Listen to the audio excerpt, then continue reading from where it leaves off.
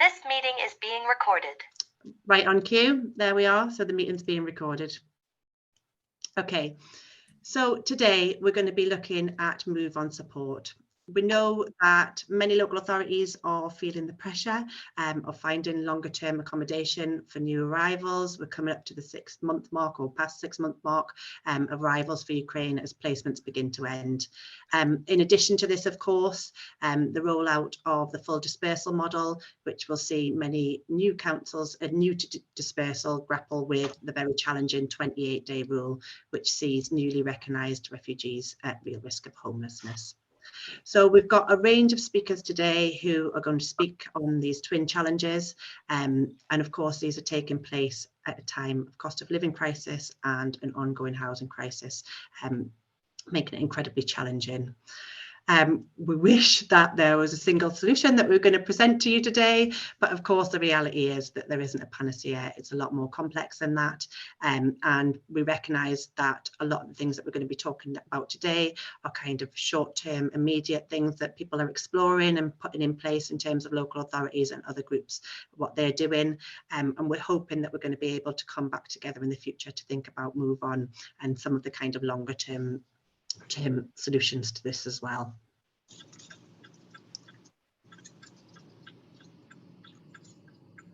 We know that in terms of Homes for Ukraine, that many of you are working incredibly hard to maintain existing relationships and placements with hosts, looking at rematching and indeed thinking about helping people transition into other kind of arrangements.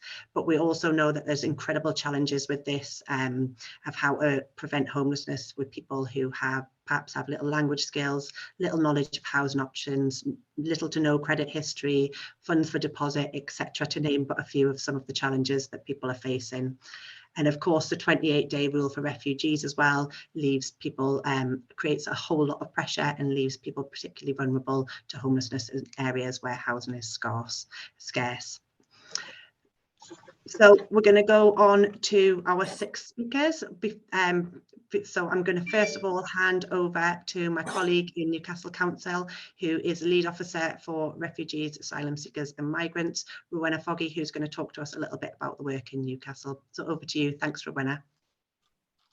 Rosie, right, I'm going to try and share my screen, but I'm not so au fait with Zoom, so please let me know if that is coming up.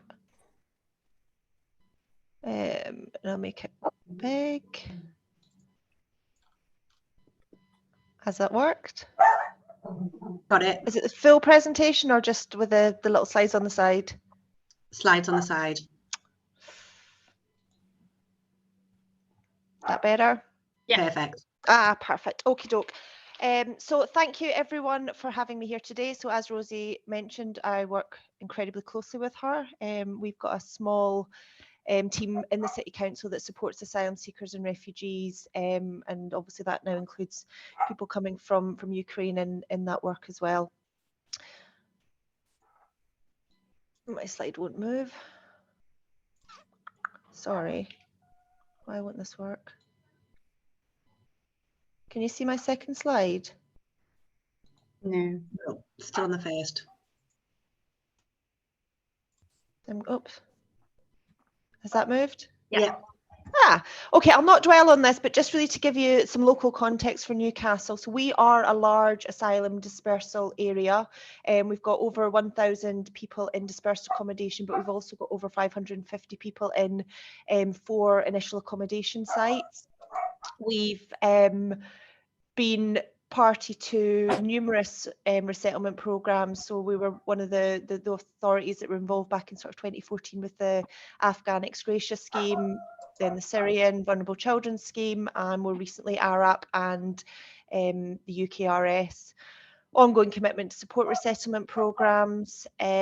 We have a dedicated refugee move on team, which I'll touch on in the next slide, but just to give you some context from our asylum population. So last financial year, we had 142 households come through, having been recognised as refugees that we needed to accommodate. So in terms of our refugee move on approach, we do take a very proactive approach. We've got a dedicated service supporting newly recognised refugees, and that sits within our arm's length management organisation council provision. So we are lucky in Newcastle that we still have council housing stock, and it's managed by YHN. They have a team that will pick up people at the point that they receive their notification from the Home Office and from the housing provider, and they work incredibly hard to try and secure an accommodation offer within that 28 days. And I think we can all recognise that 28 days is never 28 days, because there's always a few days of emails flying around and notifications coming, but they work to try and maximise that short window of time as much as possible. And of the 142 households that came through last year, 32 of them were supported to secure housing before their notice to quit date. We've also been developing or increasing a pool of what we call temporary dispersed accommodation. So these are houses or flats that are part of YHN stock that we effectively take out of circulation, and they're used by us for people coming through the homelessness route. So we've recently increased that to 12 units. We've got 7 3-beds, 4 2-beds and 1 1-bed, and we're continually looking to expand that. The sort of agreement is that we will pay the rent while there's no residents in there, but they're very, very rarely empty. As soon as one family moves out, we've usually got a family lined up to move in. And the only sort of periods of emptiness is when we're doing the voids work to turn them around. But those properties are, they're sort of fully carpeted, fully decorated, and they'll be furnished, ready for somebody to move into. And really, we use those units of accommodation as a preventative measure, so people aren't having to come through emergency accommodation. And also, I think, recognising that although it's still temporary accommodation, it's a bit of stability. It's somebody having their own front door, an ability to sort of keep, hopefully, the children in school and so on. We also, as part of our citywide homelessness response, we commissioned 2 refugee housing projects, and that gives us 30 bed spaces, predominantly for single people. We also have a team of refugee transitions and integration officers. They will support people at any point when they arrive in Newcastle. So we support people while they're still asylum seekers. We support them as they are recognised as refugees. We'll continue supporting them, and usually that support then extends when people apply for family reunification, and they will work with the family either to look at their housing issues, if they need to be rehoused at that point, to make sure that benefit claims go in, school places are applied for, GP practices are registered with, and so on, and just try and support the stability of the family going through that period of flux. Now, we're our refugee and transition and integration officers. It's a snazzy title. They came from the Laszlo pilot. So this was some funding that a few local authorities had up and down the country as part of the Controlling Migration Fund.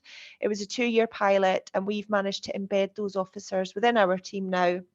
And have used funding from elsewhere to maintain that presence. And what we do find is it's that upstream work with families, particularly when they're going through the asylum process, that we can really understand the needs of those families. We've built a level of trust, good working relationships, so that the officers are on hand when somebody does get status, to help explain the process, to help them navigate systems, but also, yes, we do have housing stock in the city, but where it's available is not necessarily the places that people want to be. And I think having that familiar, trusted relationship to help explain some of those, the rationale of that, explain what really housing options are, is really, really helpful. We also tie into our wider supporting independence scheme, which is our sort of local welfare assistance programme, and that helps people set up a home. So it'll provide them with furniture, white goods, kitchen packs, bedding, and so on, so that they can move into the property and start having setting down foundations. But we also support people to sustain the tenancy. So they get the front door keys, they move into the house, but we'll help support with utilities, budgeting, income maximisation and employment, tying people into our employment team. Just a quick case study for you. I mean, I'm not going to, everybody's capable of reading that, but really, I think the quote was what really means it for us, is that when asked if the family felt settled, they said, "We feel much more than that. We feel safe at last. We feel like we have a home." And I think that's the work of our team. It's not just about offering somebody some bricks and mortar. It's making sure that they have what they need to make that house a home, but also the links into the wider community so that they feel part of a community setting, helping to make them feel part of a neighbourhood, being able to contribute and participate in the local community. I think that again helps to break down some of the barriers and some of the challenges we have in terms of where our council stock is available. In terms of our Homes for Ukraine response, I doubt I'm telling anybody here anything that they don't know, but we are very alive to what is going to happen or what is happening now. But as people get to the 6-month mark, and the sort of potential cliff edge that a lot of our guests are going to be facing.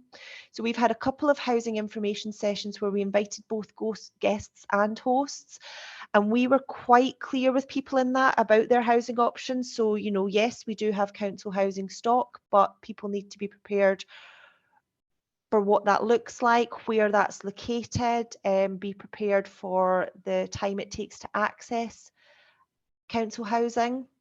Explain to people about accessing support with housing costs, support with local housing allowance rates, and so on.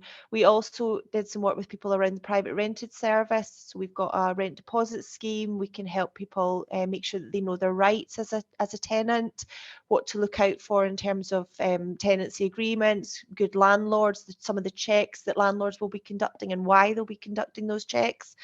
And we also spent some time discussing the options for rematching. I'll tip on to my next slide, really looking at mapping where we've got our current people being hosted under the Homes for Ukraine scheme, and then also overlaid with where we've had expressions of interest. Because, and again, I'm sure this is the same in many local authority areas, but where our guests are currently being hosted are in probably the more affluent wards in Newcastle. So where we would really struggle if people want to stay in that local area, there isn't any council housing stock in those areas, and private rent is incredibly expensive.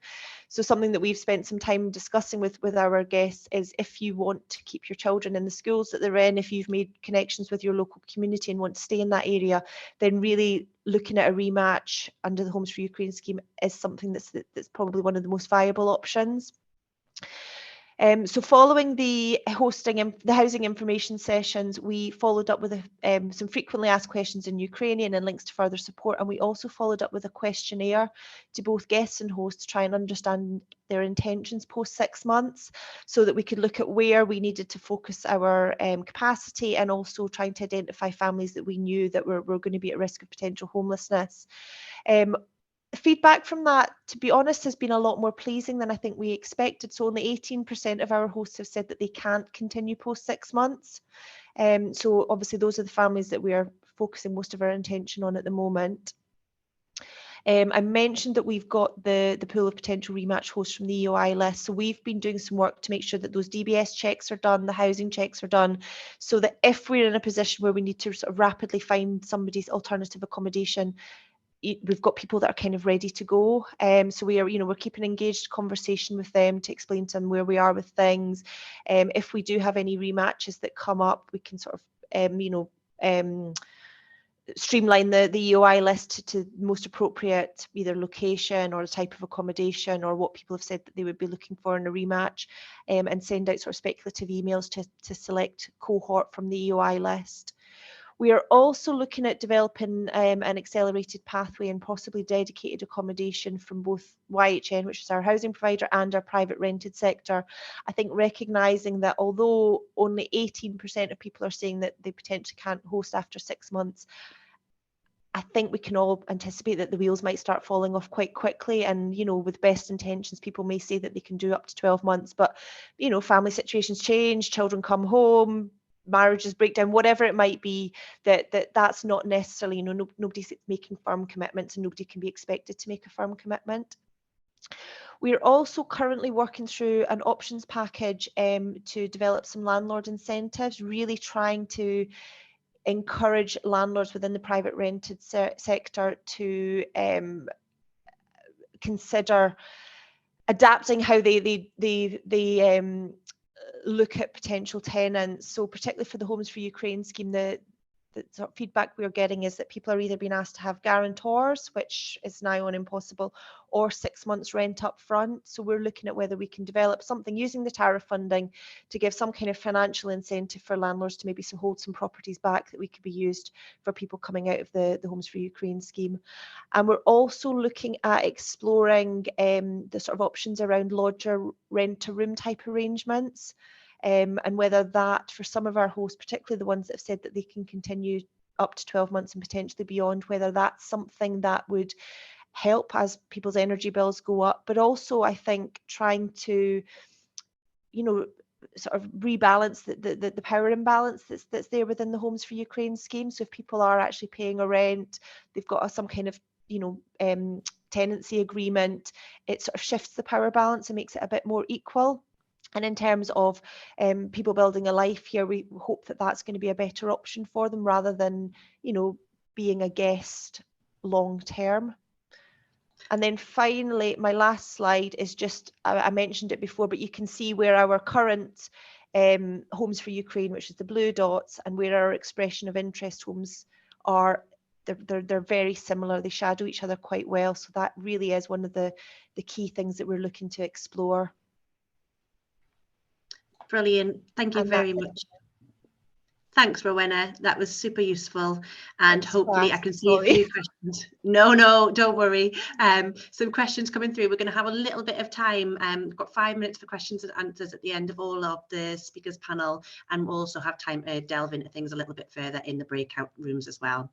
Next, we're going to hear from Newport City of Sanctuary. So over to Mark. Thanks very much.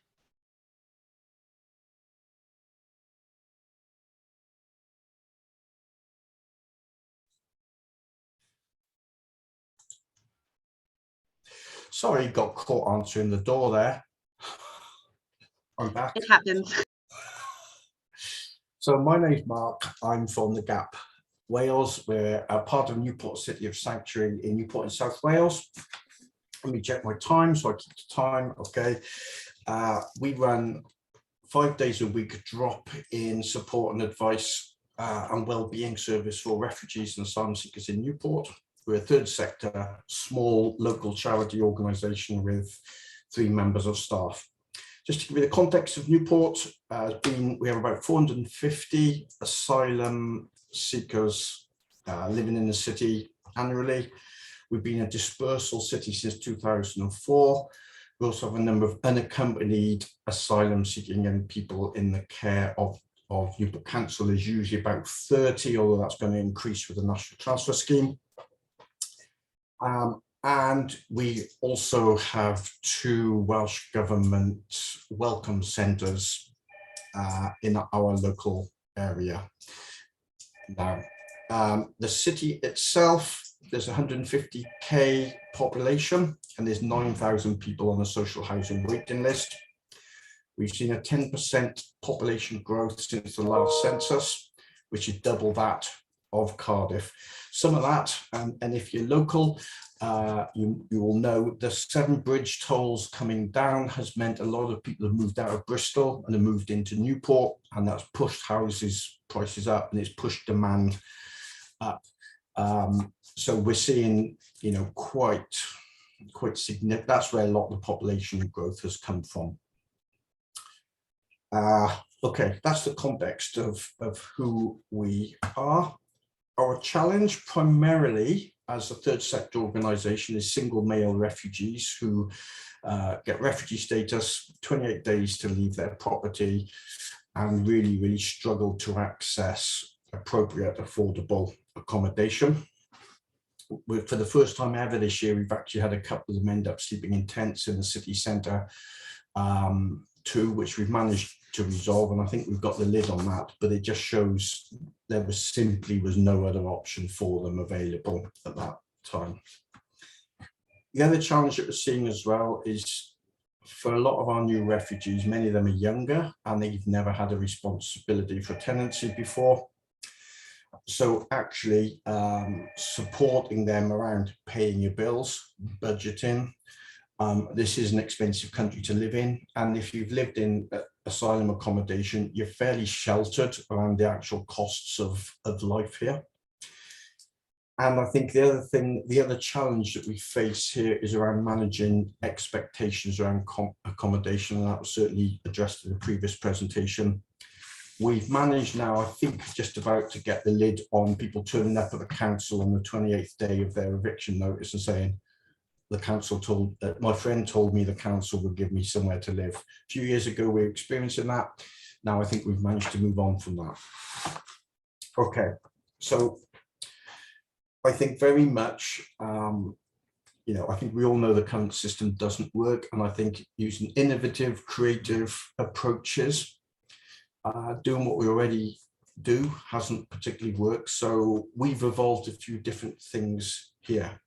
So at the moment, the local council meets Clear Springs monthly as to who's had eviction notices, and also a third sector organisation that is funded to provide move-on support also meets with them. So, you know, those three organisations are meeting together to begin to prepare and contact those people who will be homeless. For those with children, you know, it prepares the council that they will need to accommodate them. For the single males, particularly, and we have a lot of single male accommodation for asylum seekers in Newport, it prepares the third sector provider to begin to look for options for them. And the council funds the refugee specialist move on external provider. So in Newcastle, you had an internal, in Newport, South Wales, it's external provider. What we do ourselves as a charity, so we work in partnership with that external provider. So we provide a drop-in once a week, Monday afternoon. So anybody we meet through the course of our week, when we're doing football or gardening or bike fixing, all the other kind of stuff that we do, we say Monday afternoon, come for housing support. So we're just, you know, literally turn up and we can at least, so those who they haven't got contact, at least we're kind of shepherding them in. For ourselves, our kind of contribution to that, we've recently partnered with a local housing association in Newport who had a hard to let property. They had a 3-bed family flat in a block that had a lot of single male flats, and they were finding it being empty for 2 years. They were really struggling to get anybody to stay there. If anybody did sign up, they left after 6 months. And so we've entered into agreement with them and with Newport Council that we run it as temporary supported accommodation, short term for up to 6 months. So we run that as a third sector organisation. It means for some of our refugees, instead of them going into the council run hostels that are really quite a difficult place for many of them, they're able to go into our accommodation, which, you know, we manage, and we want it to be a therapeutic place as well. For many asylum seekers, when they are very focused on, you know, Maslow's hierarchy of needs, feeling safe, and it's not until they get refugee status that actually that psychological sense of safety is established, and they can start to maybe process some of the experiences that they've been through. And unfortunately, that usually coincides with a lot of our new refugees of being homeless. So you've got the double whammy of homeless, plus also an impact upon their mental health. So what we're looking to do is, we've run this property for about, thank you for the warning, for about a year. And we've seen 9 people move on there. Some have had a housing priority need, some have not. Some have just waited there instead of council temporary accommodation and gone into social housing. Others have just planned their move to another city or into Newport into private rental. The other thing we've done particularly, we as a third sector, we've built relationships with local letting agents. We ring them up, we have a chat to them, and we kind of refer people we know. So we've almost got a waiting list of guys looking for accommodation. And building those relationships with the letting agents is key. We've also looked at spareroom.com, where we've had a few guys accommodated through there. We speak to local letting agents and say, if you get a room, give us a ring. We've got a great guy who will cause you no problems. We know him, we can vouch for him. He'll be a great tenant, and we're supporting him, which has meant that we're good to work with for those agencies.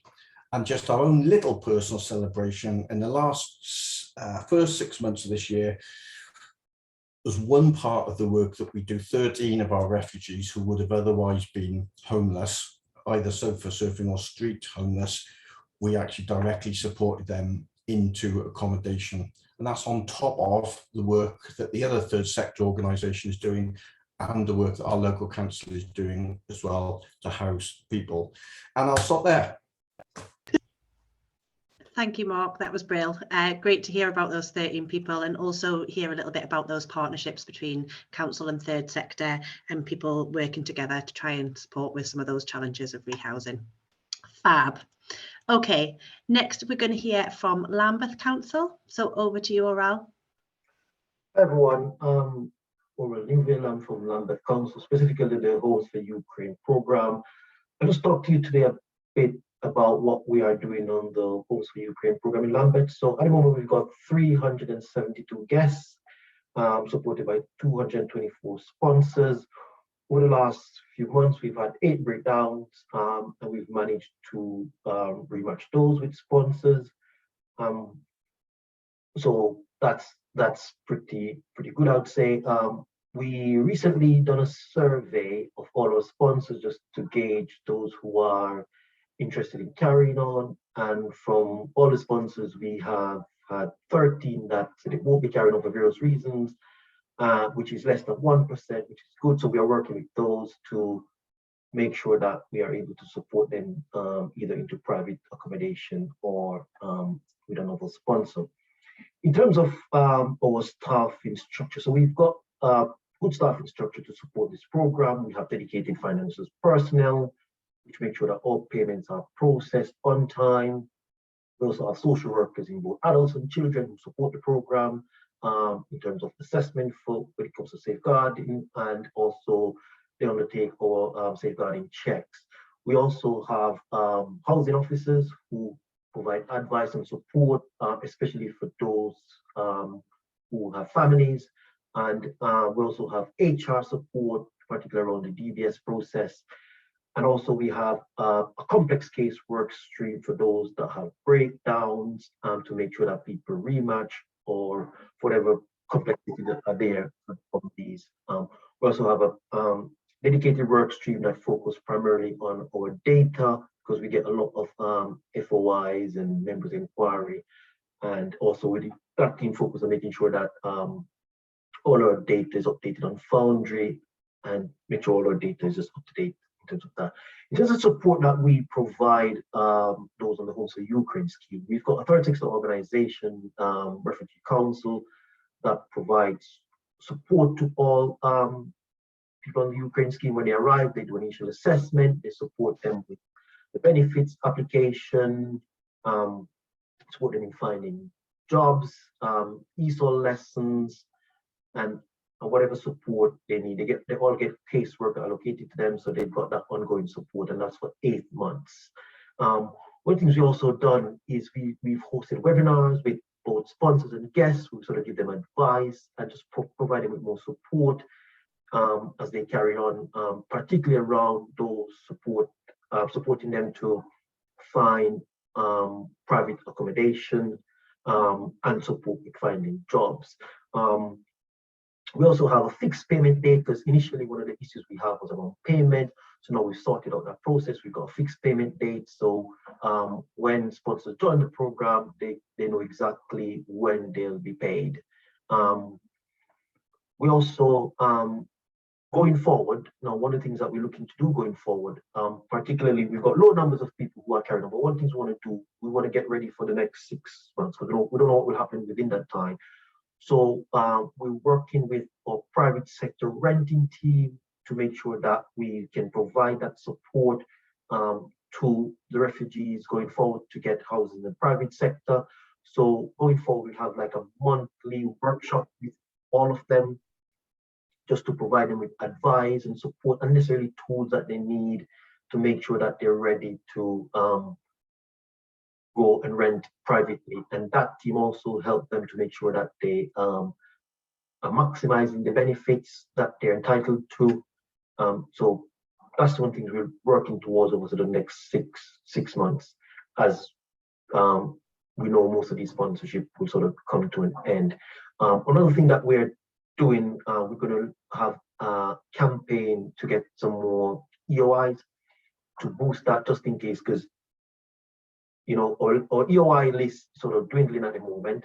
So when breakdowns happen, we are able to rematch those people as quickly as possible.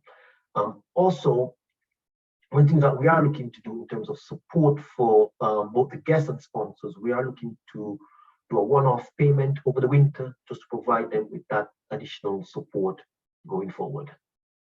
Yes, I'll hand you back to Rosie. Thank you, Oral. Super useful and really interesting to hear how different local authorities are approaching the Homes to Ukraine work. So thank you very much for that.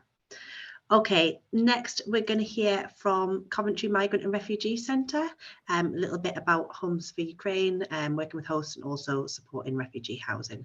So over to you, Constantine. Thanks. Hello, everyone. I am from Coventry Refugee and Migrant Center, and I work as a Ukrainian support coordinator. We work together with Coventry City Council, as my position funded by Coventry City Council. And of course, our main goal is to help people to settle in the city and to provide all kind of assistance for Ukrainians. However, at the beginning I will try to share my screen, sorry.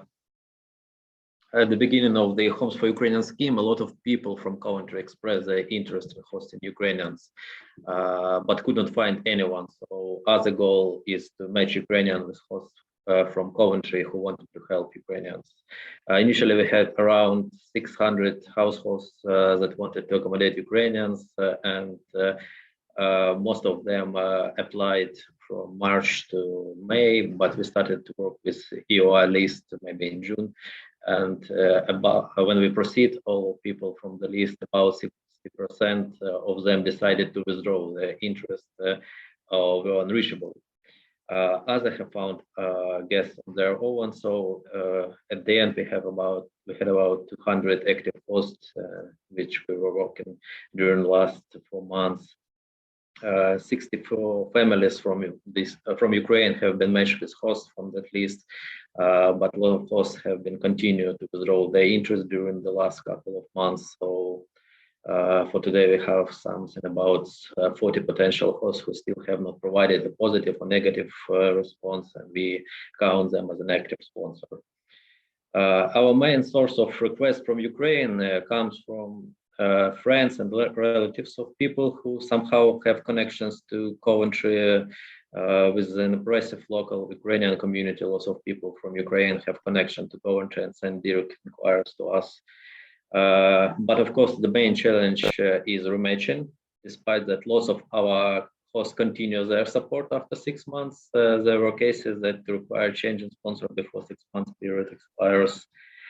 Overall, during these last 4 months that I have been working, we had 10 cases that required rematching. Some of them were not urgent when sponsor notified guests and local authorities in advance, and we had time to find another sponsor in the city. We still have such cases where we know the sponsor need to be moved out soon, and we are looking now for options for them.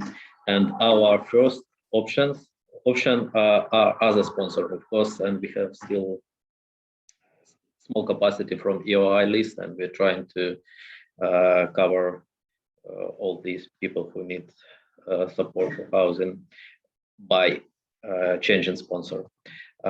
All cases for rematching are referred to me by City Council when one of the parts, the guest or host, notifies them about the change in circumstances. Usually we have a couple of days, sometimes weeks, to find another sponsor, but of course there are different reasons for rematching, and in my practice we had only one urgent case where a single man appeared to be at the street, and fortunately in Coventry Refugee and Migrant Center we had an at that moment a spare room in one of our houses that used for the distribution project, and we were able to accommodate this person for 3 days while we were looking for a new host, and fortunately we found one. I believe our collaboration with City Council is a good example of delivering very timely and effective results, because we work really fast if people need rematching, for example, and usually 1-2 weeks, and we can find new sponsor. Every Wednesday also we're holding joint meetings at City Library in Coventry, where Ukrainian guests and sponsors have the opportunity to receive all necessary information, support, assistance face-to-face, and it's allows people not to be isolated and to have a personal meeting with local authorities, which I found very useful. Together with City Council, we have Friday catch-ups meeting that allow not to leave someone behind. We have newsletter with necessary information every week with local activities, opportunities in the city. It's a very supportive tool for both hosts and guests. Additionally, psychosocial support groups for Ukrainians, also funded by City Council, has been started recently on the basis of Coventry Refugee and Migrant Center and our therapist team. I think this is an in-demand service which is essential for war-affected people. Basically, that's all. In addition, I would like to acknowledge the very good cooperation with DWP and local job center in terms of applying for child benefits. Coventry Job Center accepted an application for child benefits from Ukrainians and sent a package of documents on behalf of Ukrainians with certified copies, and it's really helpful and useful and saves a lot of time for people, because it mitigates the risk of mistakes that people can be made. Thank you. Thank you very much, Konstantin. Really interesting to hear about how Coventry have been approaching things. Okay, next we're going to hand over to Carly from Refugees at Home to talk a little bit about traditional hosting schemes and how they can form part of the Move On toolbox. So over to you. Thanks, Carly. Thanks so much, everyone. It's great to be with you this afternoon. Some of you might have worked with Refugees at Home before. We're a national charity who's been working for over 8 years now, working more on traditional hosting models for those who are in need of help, who might have got their status and are looking for an interim solution for housing until they can find something more permanent. We are one of the recognised providers on Homes for Ukraine, and so that has kind of changed our work a little bit, but we are still very much here to support those who are in need of help, who are already in the UK, non-Ukrainian. We've carried out over 3,500 placements in the time that Refugees at Home has been in existence, and we're currently hosting over 800 guests, a variety of Ukrainians through the Homes for Ukraine scheme, and also other nationalities from other programs and those who've sought asylum here. Hosting is very much an interim solution. It's never going to find a permanent home, but it does give a place of safety to somebody in that initial period of time until they have a very strong move on option. We are a national organisation. Traditionally, we've been working in a number of cities, but Homes for Ukraine really changed that, with more people stepping forwards to host. We have broadened out the cities and towns that we work within and are placing people, but our placements are needs driven, where people would like to be, where they do have support systems in place. All of our hosts are home visited by our team here at Refugees at Home. Our hosts are trained, and we also adhere to the preferences they have in who they will host. So, for example, we have some hosts who only want to participate in Homes for Ukraine, some people that will only host single men, for example. We make sure that we're really taking care of those hosts to make successful placements. We do accept self-referrals of people who would like to be hosted. We never host where there is a statutory duty to provide accommodation. So we don't accept, for example, referrals direct from local authorities, although we can work with organisations in your area to accept their referrals. hosting is only part of the puzzle. It's just a bit of the everything that somebody needs and the support someone needs. So we either work with referring organisations who take on a lot of the casework support for individuals and families who require hosting, say they've just got their status. We'd be part of the solution to find a host for a set period of time. Most of our placements are for around a 6-month period, but with less required. Sometimes we just place somebody who only needs hosting for a week, for example. But we won't ever step in where there is a legal duty to house somebody. We don't want to give a short-term solution for long-term harm if that might affect somebody's entitlements later on. I'll post a link to our website in the chat as well, but we're really happy for you to be flagging us to organisations in your area that might be looking for short-term hosting options for people seeking asylum or for refugees. We do work with people to ensure they have strong move-on plans. They're exploring every opportunity that's open to them. Like some of the other speakers, doing quite a lot of work on setting expectations around housing and how housing works here in the UK. Just as I say, we are working on Homes for Ukraine and have quite a number of placements ongoing through the scheme.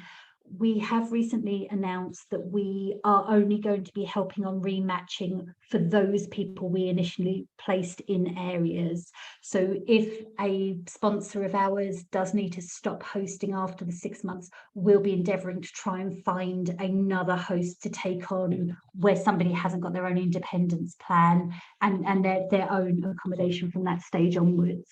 But we aren't able to support, unfortunately, rematching where matches have been placed outside of refugees at home. But we're here to help. I'm going to post in the chat. I know we're really short on time, but we are here as an option. Hosting is a great interim solution, a way to give somebody time to catch their breath before they move on to something more permanent. We have lots of user guides on our website you're more than welcome to use, and I'll place some of the links in the chat as well. Fantastic. Thank you, Carly. Really interesting. Okay, last in terms of our speakers today, we're going to hear from York City of Sanctuary a little bit about working with private landlords, council collaborations, and Paul is going to tell us more about it. Thank you, Paul. Yeah, thank you. Last but by no means least, I hope, York, population 2010, rents among the highest in the north of England, tourism, our main source of employment, student population 21,000 last year. It wasn't possible to accommodate all the students who came to York, and they were found accommodation in Hull, 40 miles away, and bussed in every day. So that tells you something about where we're at, which is not a good place. Council houses form 10% of the total housing stock of the city, and 20% of the people in York live in poverty. So that tells you something. That's not a widely distributed fact in York, because we are poor, but we're very proud. So we're working at it. In terms of our relationship with the council and our work with them on issues around refugees, as a result of becoming a City of Sanctuary status in 2016, the council set up as their initiative a refugee coordinating group. Now, we're not and have never been a dispersal area, so the numbers of refugees and asylum seekers was not large. But nevertheless, we were able at that time to provide a wraparound service in terms of looking at issues around housing, applications for benefits, social services, education for children, and further education as well. So it was regular meetings were held involving voluntary and statutory bodies, officials from the council, some councillors as well. It was a very big forum of people meeting and focusing on issues around refugees in the city, and this has enabled us to develop a good working relationship with the council. This was escalated somewhat in 2020 when a York hotel became the place to accommodate around 90 asylum seekers. So that very suddenly we had, to respond to a large increase of people there, which we did by regular meetings, including the councillors responsible for the ward in which the hotel was placed. In March, obviously, York held a large rally in the city saying we would welcome Ukrainians, and we flagged up to the council at that point that there needed to be in the city some way of registering and managing the applications and matching hosts to those who were seeking to come under the Homes for Ukraine situation. We felt it was going to be very random and difficult if there was no kind of understanding of who was applying and who was perhaps not suitable to be a host. So we set that up in terms of developing a completely separate and provision called the York Ukraine Support Team. They are contracted with ourselves, City of Sanctuary, and the City Council to manage the Homes for Ukraine scheme. This they've done by having a register of those who are offering their hosts, and with the council checking out the provision of that, and turning down people who we felt were unsuitable, or if we felt it was too far away from schools and so on. That has worked very well. We've moved on to help to rehome people when there was a breakdown and so on, and we've managed that too, so that hasn't happened in too many instances. We've also got people who've come as a result of the Ukrainian Families Reunited, and we've worked with them when there have been difficulties around there. We've got a director, there's a director of that scheme, and 2 part-time workers who are Ukrainians themselves, and an administrator who's a volunteer. Funding for that project is provided by the council, around £40,000 for 12 months work. We will have to look at that as we go forward. But again, that's monitored by the council and by ourselves. We're now into the issue of housing for people and where we go with that. And the council have in place a property letting agency called Your Home, YOR Home, property letting agency, which is an ethical non-profit letting agency, and they manage around 40 private rental properties in York and in Easingwold, which is a little town about 15 miles away, and they offer management fees have got to be paid for landlords. They offer admin support, a service to meet the needs of landlords and possible tenants, no fees to be applied for tenancies, and a bond guarantee scheme in place of any large cash deposits, which are often in mind. It's quite a small scheme, but it's a start. We need to expand that and other ways of working with Ukrainians who hope to continue living in York. Many of them are finding jobs here and looking to this as a permanent place for them to live. And we ourselves are also working with landlords on a private basis to enable rental agreements to be set up at a reasonably low cost. So that's our solution at the moment. We're working hard. We see, difficulties ahead, but we are there to provide support to Ukrainians and other people from many different parts of the world who are now here as refugees in our city. Thank you, Paul. Really interesting to hear about that, and some great work going on in York. I noticed that you talked a little bit about the hotel that was stood up in York, and there's also been a question that's come through on the chat about hotels. So it's just to say that this is on the local authority network's agenda, and we're hoping to be able to put on a thematic network meeting and have one of these meetings in the future looking specifically at hotels, because it's something that lots of members have been asking about. So that is on our radar. Okay, thank you to all of the speakers today. We've got 5 minutes now just to do some quick, if there's any questions for any of the panel members that anybody has that they wanted before we go into breakout rooms to discuss in a little bit more detail. Anybody got any questions?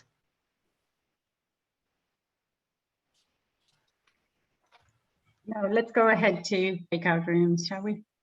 Yeah, let's do it. Okay, we've got about half an hour in breakout rooms where we can just explore, move on both in the context of refugees, but also Homes for Ukraine with the different members who are in our groups. So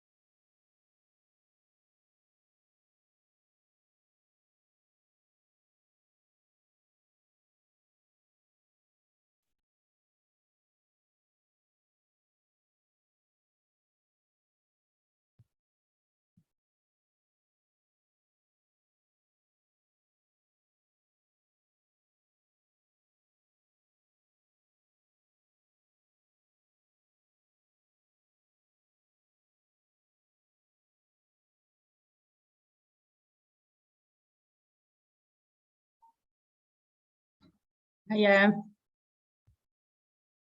Move some people. I got put into Sean's room and I just wanted to jump back in here and see if you needed anything here or if I'm actually in a little bit casual gear because I wasn't. That's okay. I think we've got pretty good distribution. I think obviously some people will leave. Some really good comments actually.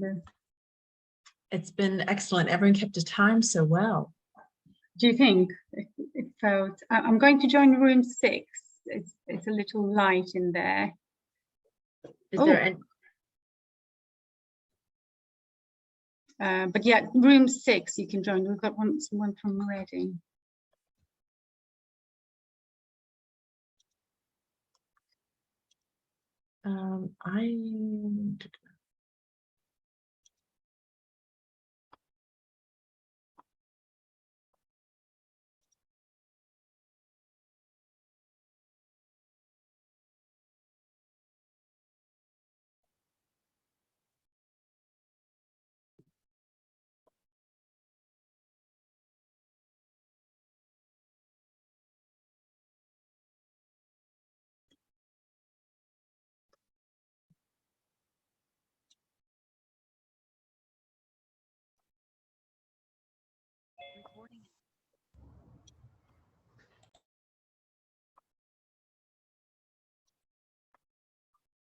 Hello, Diane. Hi, you're on. Oh.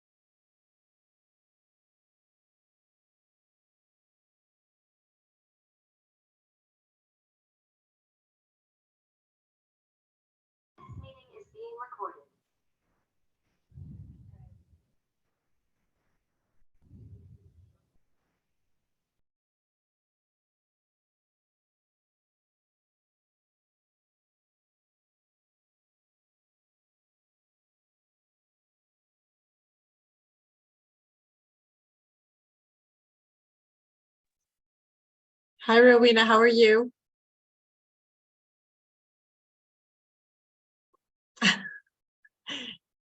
Actually, you're on mute, so I can't hear you.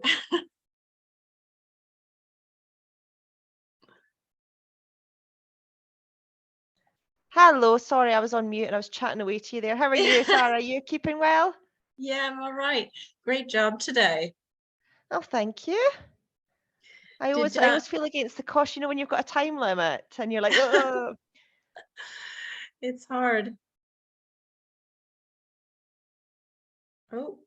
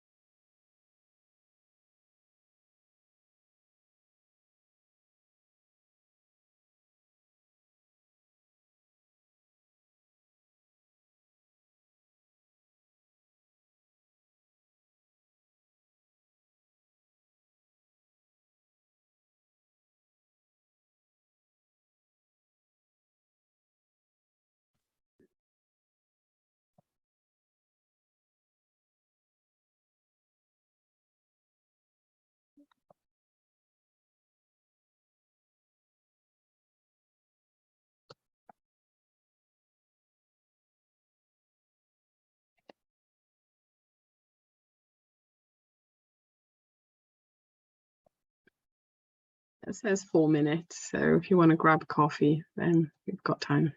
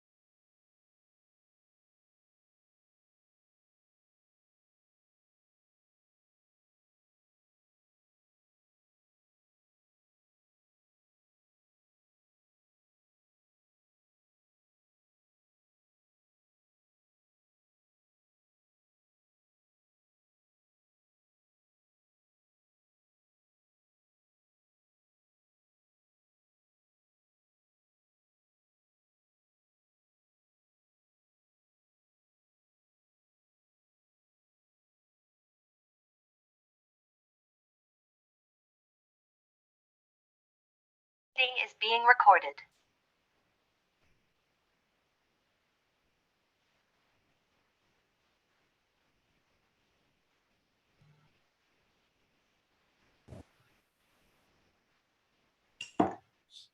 I can see that 12 of us are back.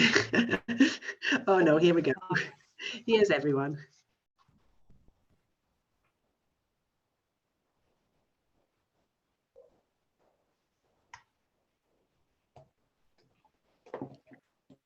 Welcome back, everyone. I think everyone, I'm seeing the numbers kind of just go up and up. Hopefully that was useful discussions in your breakout room. I don't know if anyone has any questions or comments or things that they wanted to come back to in terms of the main room.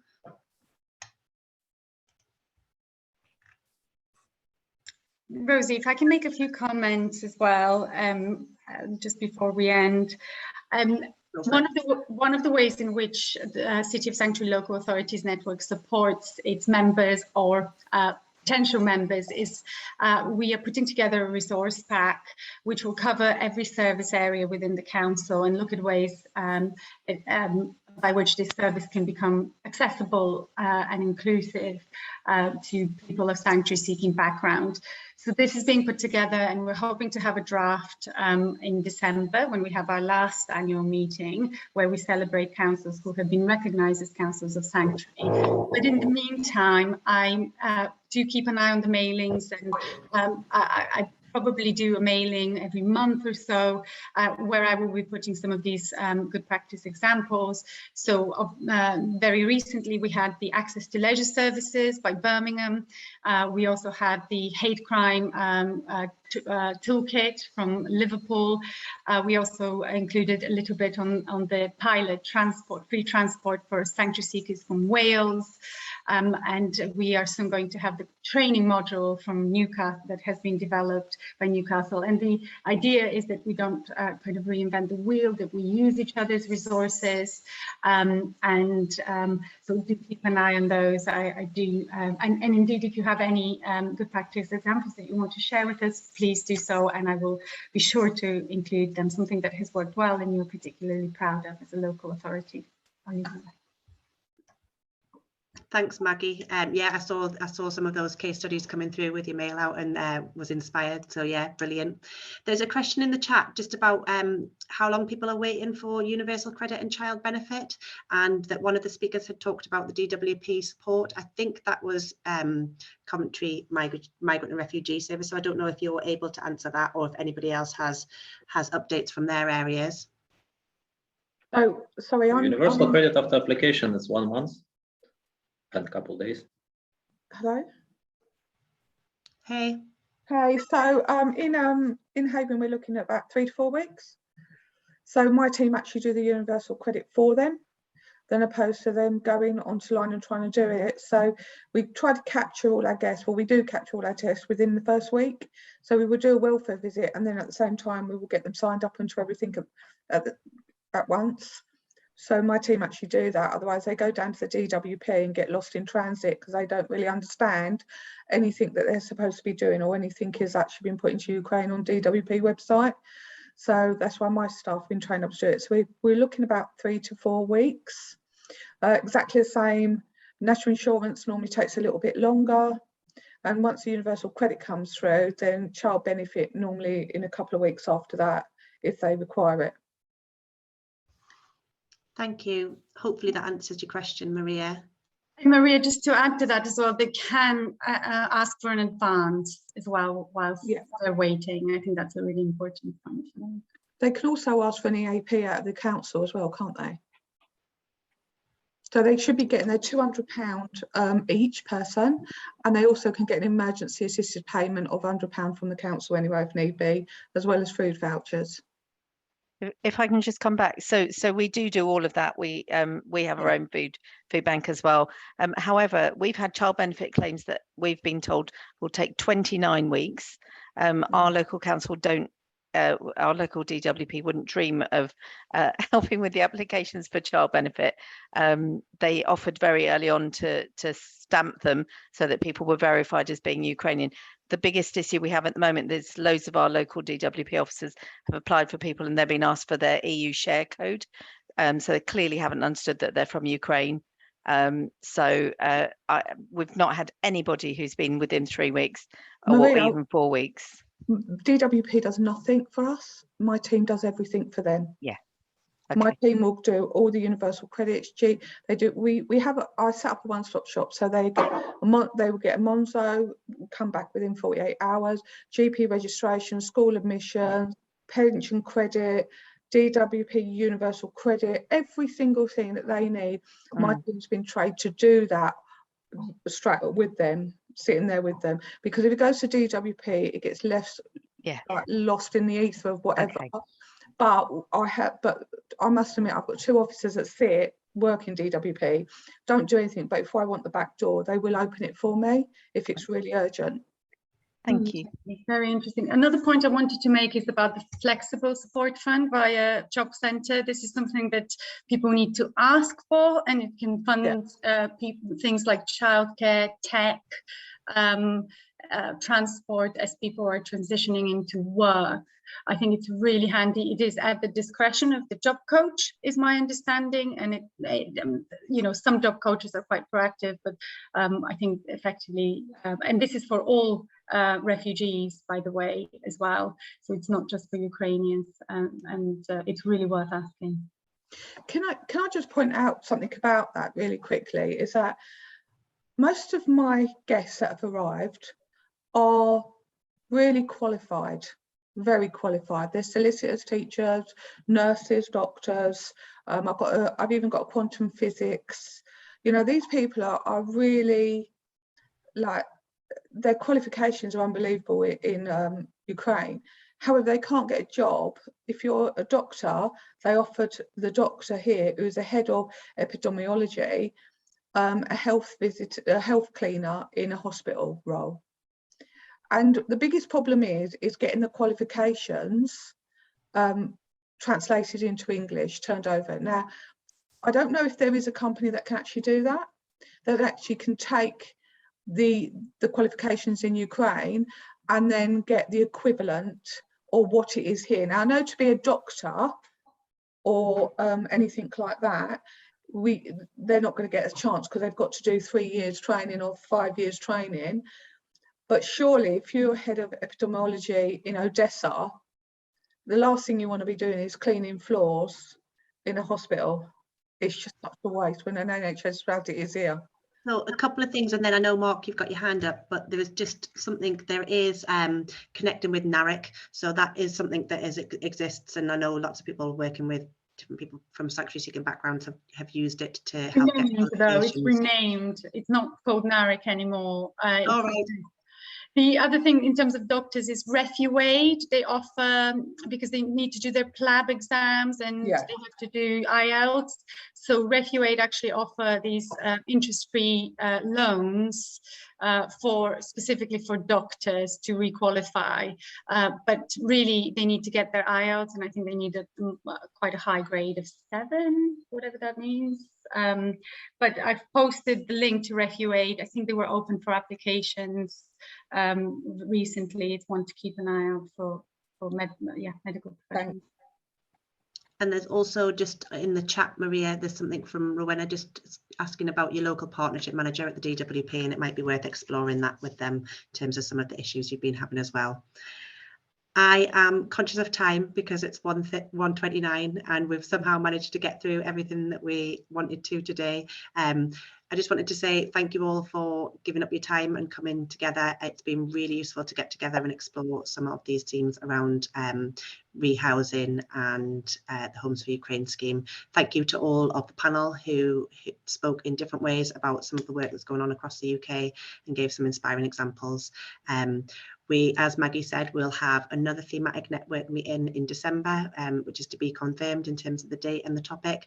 And you will be hearing from Maggie in terms of case studies and different things around the local authority network. So as I said at the beginning, if you're not already involved and would like more information or would like to get involved, then please do have a little look and get in touch with Maggie or other members of the City of Sanctuary team.